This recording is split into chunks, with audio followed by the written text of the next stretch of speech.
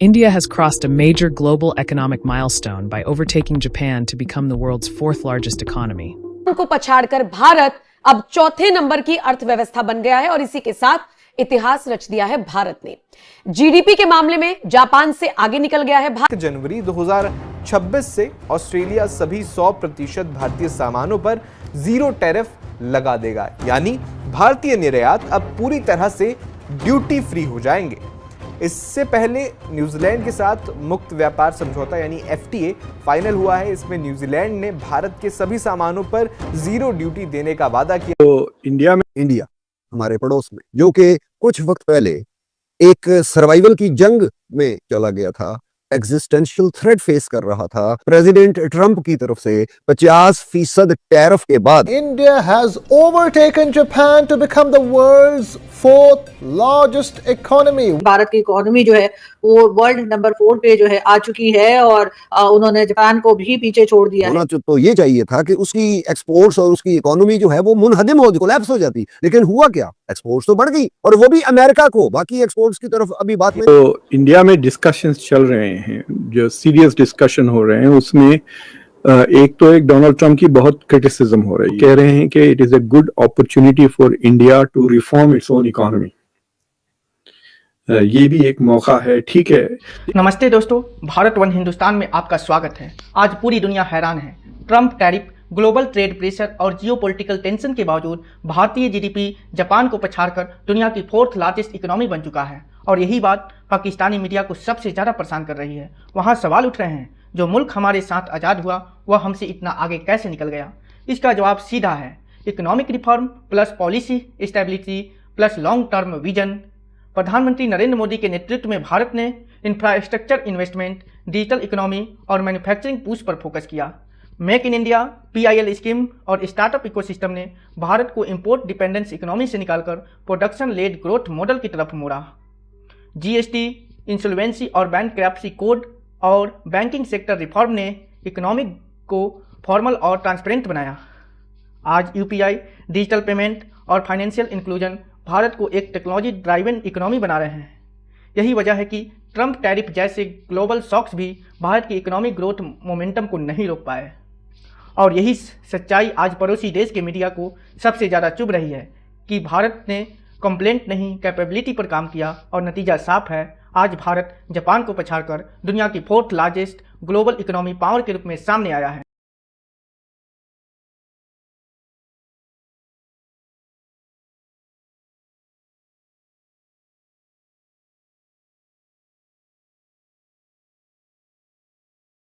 हमारे पड़ोस में, जो कि कुछ वक्त पहले एक सर्वाइवल की जंग में चला गया था, एग्जिस्टेंशियल थ्रेट फेस कर रहा था प्रेसिडेंट ट्रंप की तरफ से 50% टैरिफ के बाद, इंडियन एक्सपोर्ट्स के बारे में ये अंदाजा था कि ये मुनहदिम हो जाएंगी, कोलैप्स हो जाएंगी, खत्म हो जाएंगी, लेकिन हुआ क्या? इस हवाले से इंतहाई दिलचस्प आदादो शुमार आपके सामने पेश करने लगा हूं। नवंबर के महीने में रिकॉर्ड की बात यह है कि इंडिया की एक्सपोर्ट्स अमेरिका को उनमें 22% इजाफा हुआ, जबकि पाकिस्तान के ऊपर जो टैरिफ बड़ा दोस्ताना, चूंकि हमारे अरबाब इख्तियार के प्रेसिडेंट ट्रंप के साथ बड़े यारी दोस्ती बन गई है और हमारे ऊपर टैरिफ सिर्फ 19% है, लेकिन इसके बावजूद हमारी जो एक्सपोर्ट्स हैं उनके अंदर कमी वाकया हुई, 8% कमी वाकया इस एक महीने में। और इंडिया की एक्सपोर्ट्स मैंने अर्ज किया कि 22% इजाफे के बाद $7 अरब एक महीने में एक्सपोर्ट की गई इंडिया की तरफ से। अब हम ये देखते हैं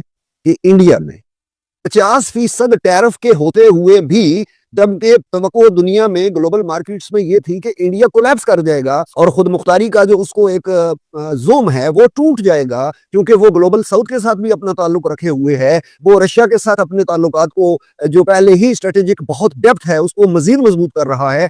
दुनिया भर के यानी वेस्टर्न दुनिया की मुखालफत के बावजूद भी रशियन ऑयल खरीद रहा है और पहले से बहुत ज्यादा खरीद रहा है। चाइना के साथ भी अपने ताल्लुकात को ठीक कर रहा है और ग्लोबल साउथ का एक लीडर बन के उभर रहा है। तो क्या वजह है कि 50% टैरिफ लगने के बाद होना तो ये चाहिए था कि उसकी एक्सपोर्ट्स और उसकी इकोनॉमी जो है वो मुनहदिम हो, कोलैप्स हो जाती, लेकिन हुआ क्या? एक्सपोर्ट्स तो बढ़ गई और वो भी अमेरिका को। बाकी एक्सपोर्ट्स की तरफ अभी बात मैं नहीं कर रहा। तो इसकी जरा वजह जानते हैं। इसकी वजह एक लफ्ज में अर्ज करूं, उसे कहते हैं स्ट्रक्चरल इनडिस्पेंसिबिलिटी, नागुज़ीरियत नागुजीर हो गया। किस तरह उसने 50% टैरिफ की ये जो एक लाठी चली, इसको बीट किया और अब वो मजीद तेजी से आगे बढ़ रहा। तो इसके लिए सिर्फ वो एक ताजर वेंडर नहीं रहा, बल्कि एक सिस्टमैटिक पिलर बन चुका है। अदाद शुमार देखते हैं। स्मार्टफोन में यूनाइटेड स्टेट्स को उसकी एक्सपोर्ट्स 3 गुना बढ़ गई और उनका हुजूम चला गया 1.47 बिलियन पर। एप्पल की जो प्रोडक्ट्स हैं, 25% आईफोन जो हैं वो इंडियन सॉइल पर बन रहे। अच्छा जी, लगाओ टैरिफ, ट्रंप साहब टैरिफ लगाए ना। तो अगर इंडियन एक्सपोर्ट्स जो एप्पल कंपनी की इंडियन सॉइल पे हो रही है, अगर इसमें टैरिफ लगता है तो उससे पनिश कौन होगा? इंडिया कम और अमेरिकन बायर ज्यादा, और जो एक बहुत बड़ी कंपनी एप्पल, वो ज्यादा पनिश होगी, इंडिया कम पनिश होगा। अब आ जाए दूसरे नुक्ते की तरफ। इंडिया दुनिया की फार्मेसी बन चुका है। 40% जेनरिक ड्रग्स जो अमेरिका में आती हैं वो मेड इन इंडिया होती हैं।